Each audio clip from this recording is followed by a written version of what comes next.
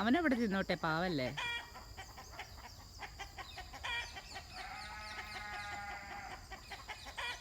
ഉണ്ടോ, ജിമ്മനെ കണ്ടിട്ട് ഒന്നും പറയുന്നില്ലല്ലോ. അവൻ പാവാന്ന്.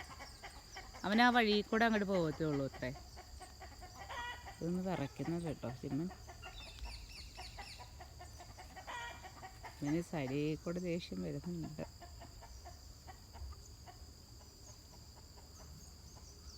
അവൻ പോയിക്കോട്ടെ, പാവല്ലേ മീ.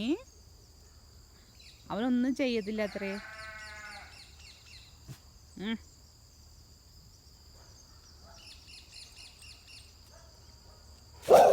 ഏയ് അത് വേണ്ട. എന്തൊക്കെയാണ് പരിപാടി നോക്കിയാ.